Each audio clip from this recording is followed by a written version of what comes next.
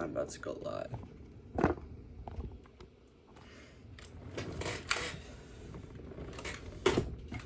I am going live. Fix my hair. And I'm live. Hello everybody, welcome to the video. Today is day 183. 282 or 3, that's the plan. I don't know why I said no. But anyways, hope you guys have had a great day so far as you join me through my journey through the Bible. And so today I'll be starting out in the book of Daniel. I'll be ending the book of Daniel today too. But I'll be starting Daniel because yesterday I finished up Ezekiel. Yeah, Ezekiel. Chapters 1 through 44 until Daniel. I don't know what I'm saying. I'm just gonna get started in Daniel. Okay. Daniel, chapter 1. Daniel's captivity in Babylon. In the 3rd year of the reign of King Jehoiakim of Judah, King Nebuchadnezzar of Babylon came to Jerusalem and laid siege to it. The Lord handed King Jehoiakim of Judah over to him, along with some of the vessels from the house of God. Nebuchadnezzar carried them to the land of Babylon, to the house of God, and put vessels in the treasury of his God. The king ordered Ashpenaz, his chief eunuch, to bring some of Israelites from the royal family and from the nobility. The young man, without any physical defect, good-looking, suitable for instruction in all wisdom, knowledgeable and perceptive. He is capable of preserving the king's palace, teaching them the Chaldean language and its literature. The king assigned them daily provision from the real food and from the wine that he drank. They were to be trained for 3 years. At the end of that time, they were to attend the king. Among them, from the Judahites, were Daniel, Hananiah, Mishael, and Azariah. The chief eunuch gave them names. He gave the name Belteshazzar to Daniel, Shadrach to Hananiah, Meshach to Mishael, and Abednego to Azariah. Faithfulness in Babylon. Daniel determined that he would not defile himself with the king's food or while he drank, so he asked permission from the chief eunuch to not defile himself. God had granted Daniel's kindness and compassion from the chief eunuch, yet he said to Daniel, "I fear my lord the king, who has assigned you food and drink."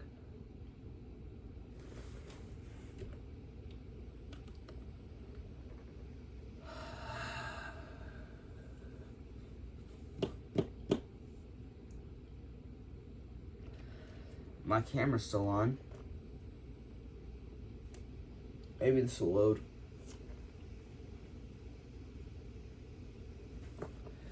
My mouse did it again. I forgot to turn it off. And it undid what it was already on. I don't know what's going on. Hopefully this will work. I'm just going to keep on reading and see if there's any way I can end this at the end. I don't know. Maybe, maybe not.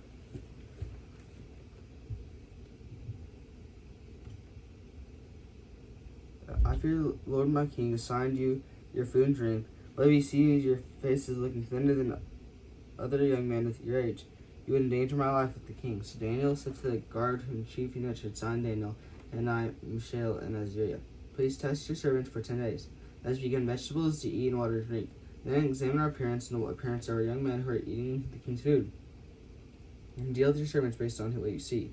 He agreed to them and tested them for 10 days. At the end of the 10 days, they looked better and healthier than all the young men who were eating the king's food. So the guard continued to remove their food and the wine that they were to drink and gave them vegetables. Faithfulness rewarded.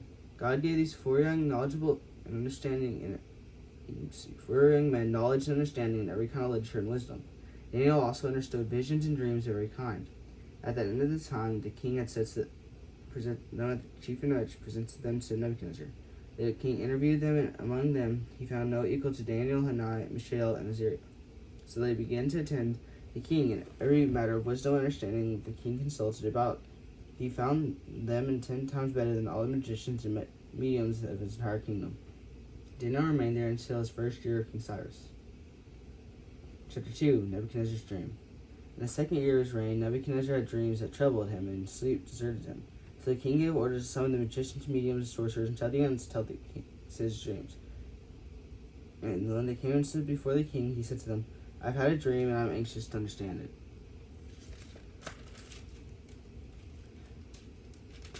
The Chaldeans spoke to the king, Aramaic begins here. May the king live forever. Tell your servants the dream, and we will give the interpretation. The king replied to the Chaldeans, my word is final. If you don't tell me the dream and its interpretation, you will be torn limb from limb, and your houses will be made garbage dump. But if you can make the dream and its interpretation known from me, you'll receive gifts, a reward, and great honor from me. So make the dream and interpretation known to me. They answered a second time, may the king tell the dream to his servants, and he will make known the interpretation. The king replied, I know for certain you are trying to gain some time, because you see that my word is final. If you don't tell me the dream, there's one decree for you. You conspire to tell me something false or fraudulent until the situation changes. So tell me the dream, and I'll know that you can give me this interpretation. The Chaldeans answered the king, no one on earth can make known the king's request. Consequently, no king, however great and powerful, has ever asked anything like this of any magician, medium, or Chaldean. What the king is asking is so difficult that no one can make it known to him except the gods, whose dwelling is not with mortals. Because of this, the king became violently angry and gave orders to destroy all the wise men of Babylon. The decree was issued when the wise men were to be executed, and they searched for Daniel and his friends to execute them. Then Daniel responded with attacks and inscription to Arach, the captain of the king's guard, who had gone out to execute the wise men of Babylon. He asked Arach, the king's officer, why is the decree of the king so harsh? Then Arach explained the situation to Daniel. So Daniel went and asked the king to give him some time so that he could give the king the interpretation. Then Daniel went to his house and told his friends Hananiah, Mishael, and Azariah about the matter, urging them to ask God the heavens for mercy concerning his mystery, so that Daniel and his friends would not be destroyed, and the rest of Babylon's wise men. This is the mystery that was revealed to Daniel in a vision at night. And Daniel praised the God of the heavens, and declared, may the name of God be praised forever and ever, for wisdom and power belong to him. He changes the times and seasons, moves the kings and establishes kings. He gives the wisdom to the wise, knowledge to those who have understanding. He reveals the deep and hidden things. He knows what is in darkness, and light dwells in him.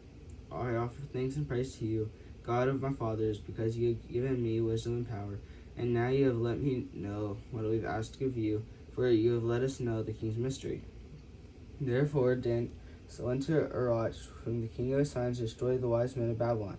He came and said to him, don't destroy the wise men of Babylon. Bring me before the king, and I'll give him the interpretation. And Arach quickly brought Daniel before the king and said to him, I found a man among the Judean exiles who can let the king know the interpretation. The king said and replied to Daniel, whose name was Belteshazzar, are you able to tell me the dream I had in its interpretation?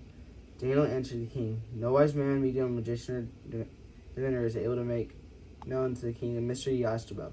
But there is a God in heaven who reveals mysteries, and he has let me, King Nebuchadnezzar, know what will happen. In the last day you should dream in the visions that came to your mind as you lay in the bed with these. Your Majesty, while you are in your bed, thoughts came to your mind about what will happen in the future. The revealer of the mysteries is to let you know what will happen. As for me, this mystery has been revealed to me, not because I have more wisdom than anyone living, but in order that the interpretation might be known to the king, that you may understand the thoughts of your mind. Dreams interpretation. Your Majesty, you are walking. Suddenly a colossal statue appeared. That statue, tall and dazzling, was standing in front of you, and its appearance was terrifying. The head of the statue was pure gold. Its chest and arms were silver, its stomach and thighs were bronze, and its legs were iron, its feet were partly iron, partly fired clay. As you were watching, a stone broke off without a hand touching it, struck the statue on the feet of the iron and its fired clay, and it crushed them. The iron, the fired clay, the bronze, and silver, and the gold were shattered and became like a chaff from the summer threshing floors. The wind carried them away, and not a trace of them could be found. But the stone that struck the statue became a great mountain and filled the whole earth. This is a dream. Now we will tell you the king's its interpretation. Your Majesty, the King of Kings, the God of the heavens, has given you sovereignty, power, strength, and glory. For when people live, or wild animals, or birds of the sky, he has handed them over to you and made you ruler of them all. You are the head of gold. After you, there will arise another kingdom, inferiors, and another third kingdom of bronze, which will rule the whole earth. A fourth kingdom will be strong as iron. Iron crushes, shatters everything, and like iron, it smashes, it'll crush and smash all the others. You saw the feet and toes partly at the potter's fired clay and partly iron. There will be a divided kingdom, though some of the strength of the iron will be in it. You saw the iron mixed with the clay, and that toes and feet were partly iron, partly clay. Part of the kingdom would be strong, part would be brittle. You saw iron mixed with clay, and people mix with one another, but will not hold together, just as iron does not mix with fire clay. In the days of those kings, the God of the heavens will set up a kingdom that will never be destroyed, and in this kingdom will not be left to another people. But crush these kingdoms and bring them to an end. But will itself endure forever. You saw a throne break off from the mountain without a hand touching it, and it crushed iron, bronze, fire, clay, silver, gold. The great God has told the king what will happen in the future. The dream is certain, and its interpretation is reliable. Nebuchadnezzar's response. Then King Nebuchadnezzar fell face down, worshipped Daniel, and gave him orders to present an offering and incense to him. The king said to Daniel, "Your God is indeed God of gods, Lord of kings, and revealer of mysteries. Since you're able to reveal this mystery," then the king promoted Daniel and gave him many generous gifts. He made him ruler over the entire province of Babylon, chief governor over all wise men of Babylon. At Daniel's request, the king appointed Shadrach, Meshach, and Abednego to manage the province of Babylon. But Daniel remained at the king's court. Chapter 3. Nebuchadnezzar's gold statue. King Nebuchadnezzar made a gold statue 90 feet high and 9 feet wide. He set it up in the plain of Dura in the province of Babylon. King Nebuchadnezzar sent word to assemble the satraps, prefects, governors, advisors, treasury judges, magistrates, and all the rulers of the provinces to attend the dedication of the statue King Nebuchadnezzar had set up. So the satraps, prefects, governors, advisors, treasury judges, magistrates, and all the rulers in provinces assembled for the dedication to the statue the king had set up. And they stood before the statue Nebuchadnezzar set up.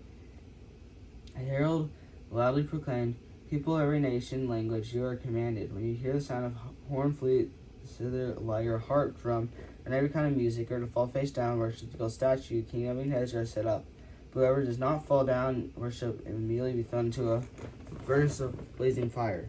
Therefore, when all the people hear the sound of the horn, flute, zither, lyre, lyre, and every kind of music, people of every nation, language, fell down and worshipped the gold statue that King Nebuchadnezzar had set up. A furnace of blazing fire. Some of the Chaldeans took this occasion to come forward and maliciously accuse the Jews. They said to King Nebuchadnezzar, "May the king live forever. You as king have issued a decree that everyone who hears the sound of the horn, flute, zither, lyre, harp, drum, and every kind of music must fall down and worship the gold statue. Whoever does not fall down and worship will be thrown into a furnace of blazing fire. There are some Jews you have appointed to manage the province of Babylon, Shadrach, Meshach, and Abednego. These men have ignored the king. They do not serve your gods or worship the gold statue you set up." And then, in a furious rage, Nebuchadnezzar gave orders to bring Shadrach, Meshach, and Abednego. So these men were brought before the king. Nebuchadnezzar asked them, "Shadrach, Meshach, and Abednego, is it true that you don't serve my gods or worship the gold statue I set up? Now, if you're ready, you hear the sound of the horn, flute, zither, lyre, harp, drum, or every kind of music, fall and worship the statue I made. But if you don't worship, you'll immediately be thrown into a furnace of blazing fire.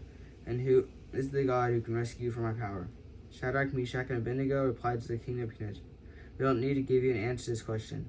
If the God we serve exists, then he can rescue us from the furnace of blazing fire. And if he can rescue us from his power of you. But even if he does not rescue us, we want you as king to know that we will not serve you, your gods, or worship the gold statue you set up." Then Nebuchadnezzar was filled with rage, and the expression on his face changed towards Shadrach, Meshach, and Abednego. He gave orders to heat the furnace 7 times more than it was customary, and he commanded some of the best soldiers of his army to tie up Shadrach, Meshach, and Abednego and throw them into the furnace of the blazing fire. So these men, their trousers, robes, head coverings, and all their clothes were tied up and thrown into the furnace of blazing fire. Since the furnace was extremely hot, the raging flames killed those carrying Shadrach, Meshach, and Abednego. And these 3 men, Shadrach, Meshach, and Abednego, fell bound into the furnace of blazing fire.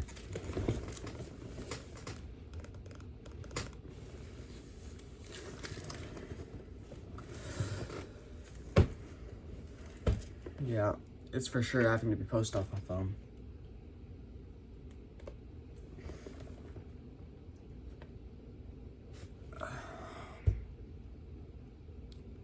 Well,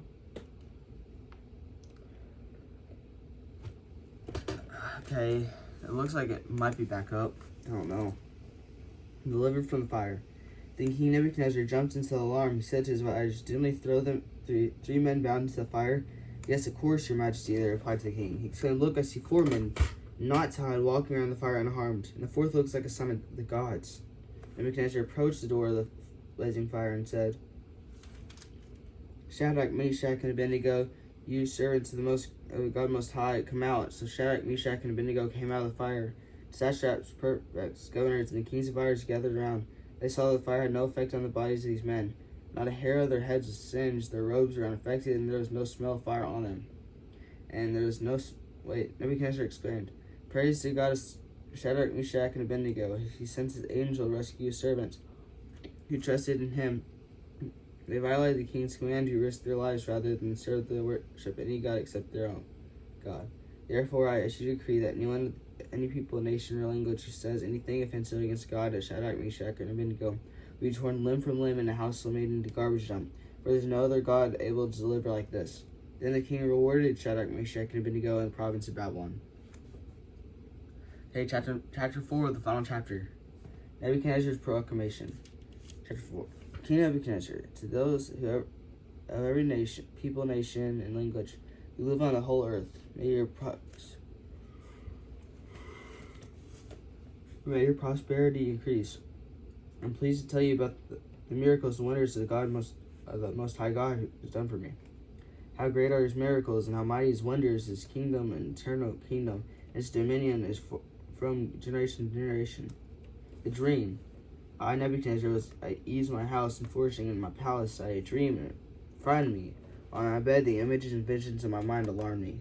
So I issued a decree to bring all the wise men of Babylon to me in order that they might make my dream's interpretation known to me. When the magicians, mediums, Chaldeans, and diviners came in, I told them the dream. They could not make its interpretation known to me. Finally, Daniel, named Belteshazzar, after the name of my God and spirit of the holy gods in him, came before me. I told him the dream. Belteshazzar, head of the magicians, because I know that the spirit of the holy gods, no mystery puzzles you. They explained to me the visions of my dream I saw and its interpretation. In the visions of my mind, I was lying in bed and I saw there's a tree in the middle of the earth, and it was very tall. The tree grew large, strong, and its top reached the sky. It was visible to the ends of the earth. Its leaves were beautiful, its fruit was abundant, and its food was for all. Wild animals found shelter under it. Birds of the sky lived in its branches, and every creature was fed from it. As I was lying in my bed, I also saw the visions in my mind of a watcher, a holy one, coming down from heaven. He called out loudly, "Cut down the tree and chop off its branches. Strip off its leaves and scatter its fruit. The animals flee from under it, and the birds of the branches, but leave the stump with its roots in the ground, and with a band of iron and bronze around it. In the cinder grass of the field, let it be drenched with dew from the sky, and share the plants of the earth with the animals. Let his mind be changed from that of a human, let it be given that mind of an animal, for 7 periods of time. This is the word decreed by the watchers, and decision by command from the Holy One. This is that the living will be known the Most High is ruler. Over human kingdoms, he gives them to anyone who wants, and sets the lowest of people over them. This is the dream that I, King Nebuchadnezzar, had. Now Belteshazzar made the interpretation, because none of the wise men in the kingdom can make the interpretation known to me. But you can, because you have the spirit of the holy gods. The dream interpreted. Then Daniel, whose name is Belteshazzar, was stunned for a moment. His thoughts alarmed him. He said, "Belteshazzar, don't let the dream or its interpretation alarm you." Belteshazzar answered, "My lord, may the dream apply to those who hate you, and its interpretation to your enemies." The tree saw, which it grew large and strong, whose top reached the sky and was visible to the whole earth, whose leaves were beautiful and its fruit abundant, and on its fruit for all. Under the wild animals lived, and the branches of the birds of the sky lived. That tree is you, your majesty. For you become great and strong, your greatness has grown, it even reaches the sky, and your dominion extends to the end of the earth. The king saw a watcher, a holy one, coming down from heaven, saying, "Cut down the tree and destroy it, but leave the stump with its roots in the ground with a band of iron and bronze around the cinder grass of the field. Let him be drenched with dew from the sky, and share some of the wild animals for 7 periods of time." This is the interpretation. Your majesty, and the decree of the Most High that has been issued against my lord the king. You will be driven away from the people to live with the wild animals. You will feed on the grass like cattle, and be drenched with the dew from the sky for 7 periods of time, until you acknowledge that the Most High is ruler over human kingdoms, and he gives them to anyone who wants. As for the command to leave the tree stump with its roots, and your kingdom will be restored to you as soon as you acknowledge that heaven rules. Therefore, may my advice seem good to you, my king.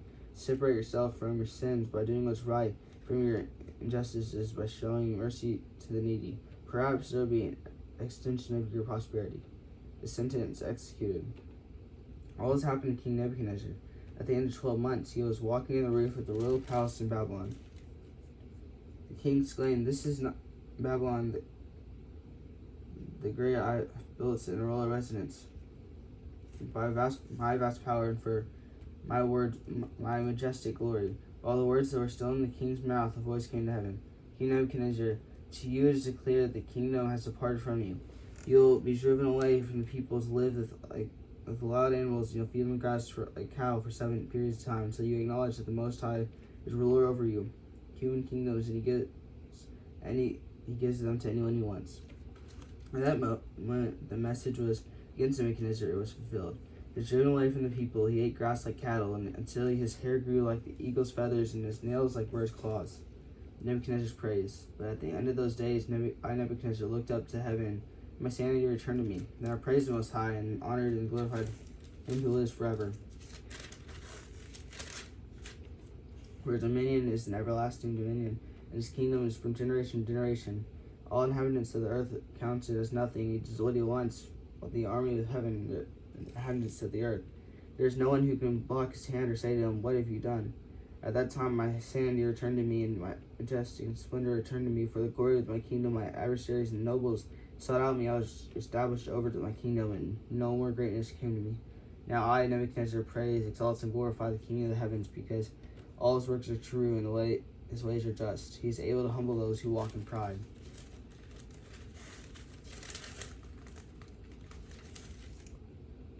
So that's all for Daniel for today. 4 chapters. And so Daniel is 12 chapters. So that means the day after tomorrow, I'll be finishing up Daniel. Sadly, I'm not feeling so good about live stream working. I feel like that's kind of clear at this point. But I'm just gonna try to refresh it if I can. There it goes. Okay. Well, thank you so much for watching. I'm kind of sad. If this works out, it'll be cool, but I doubt it will. So thank you so much for watching. Hope you've had a great day so far. Have a great day today. God loves you, and goodbye.